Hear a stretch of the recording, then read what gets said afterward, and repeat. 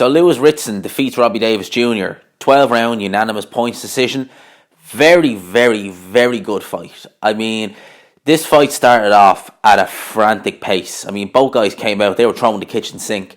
There was no feeling out process. There was no chess match being played for the first 3 rounds.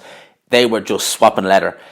And when you watch a fight like that, your first reaction is, A, they can't hold this pace for the 12 rounds. B, if they try and hold this pace for the 12 rounds, someone's getting knocked out. Because they fought those first 3 rounds at a very frantic pace. Lewis Ritson is a guy who's obviously coming up from lightweight. Robbie Davis Jr. being the natural light welterweight. So he was the bigger man in there, basically. And he looked it. And he used his size advantage to good effect in this fight.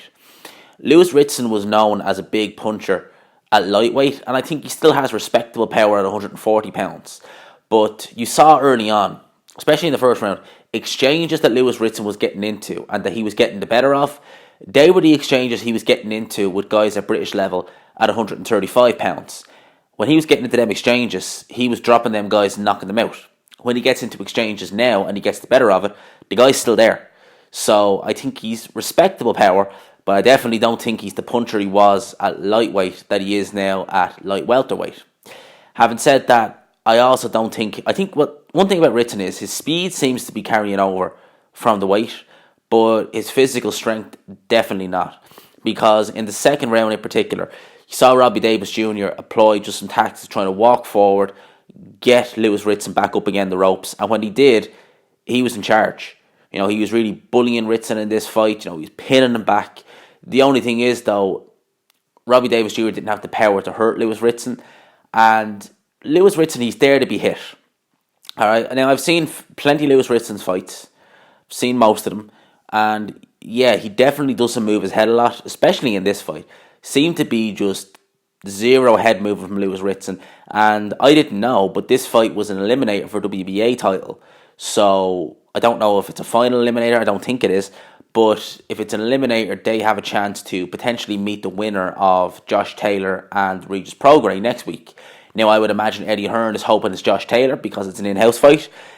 Both guys, big names in their respective areas. So I'm assuming that that's what Eddie Hearn wants. But Lewis Ritson, Lewis Ritson's been to European level and come up short. So rather than, going back to European level, it looks like they're just trying to rush him straight to world level. That could come back and bite them fairly quickly.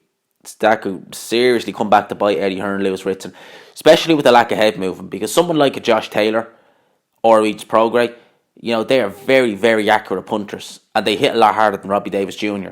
So you're going to want to make sure your head movement is on point. You're not going to want to stick your head out there for them to hit, because believe you me, they have the power to take your head clean off your shoulders.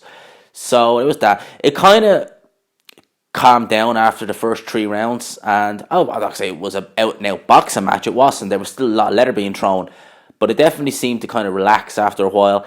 And personally, I thought that Lewis Ritson, he was getting the better of this fight. There was round. Don't get me wrong, Robbie Davis Jr. won rounds in here, but I think that Lewis Ritson was the guy who was more in control. He was doing more of what he wanted. So the close rounds, definitely you could see Lewis Ritson winning them rounds.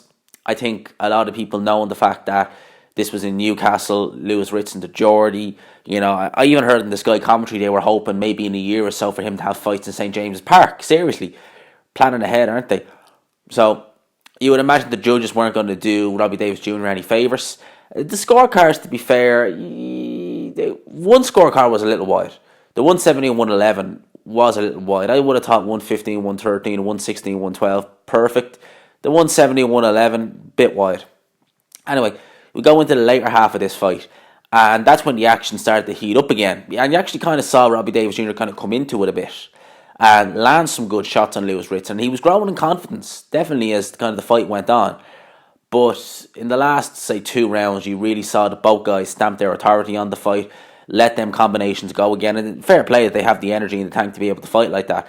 The 12th round was a great round because both guys just went for broke. There was a moment in there where I thought Lewis Ritson might actually get Davis Jr. out of it, and Davis Jr. just responded and just let loose the combination on Lewis Ritson. Obviously, most of the shots were getting blocked, but still, it was just very fun to watch. It was just so easy on the eyes. The referee didn't have to really do much in this fight. It was a really, really good British dust-up. In terms, as I said already, in terms of these both fighting at world level, I think that's asking a lot. As I said, if a fighter's gone to European level and lost, it's fine for him to drop back to British level. But to go to European level, lose, drop back down to British level, and then go straight in at world level, that to me is a recipe for disaster. That is not what you want to be doing. So, Lewis Ritson, I would like to see him maybe have another crack at the European title.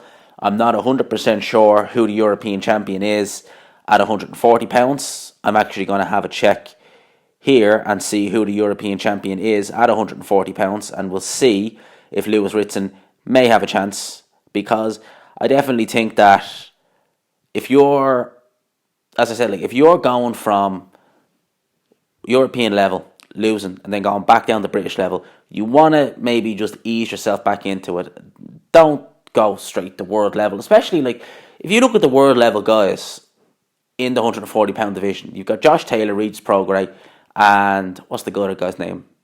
Jose Ramirez, is that how you pronounce it? I think it's how you pronounce it. All very good fighters, all 2 or 3 levels above above Lewis Ritson and Robbie Davis Jr. So there's definitely a lot of work that needs to be done. Ritson, power at world level may be an issue, but it's the physical strength and the defense I think he needs to look at the most. Other than that, it was a very, very fun fight. It was a good, entertaining scrap. Both guys left it all in the ring, which is what I like to see. So, all in all, good performance, good fight. This was a decent little card now, I have to say. To be fair, it was a decent card. I wasn't really hyped for this card during the week, but the fights were actually quite fun. So, it was a decent card. Hope you enjoyed the video. I could not find out who the European champion was, £140. Someone want to leave it in the comment section, feel free to. Hope you liked the video. If you did, please leave a like, subscribe if you're new. And as always, I will talk to you after.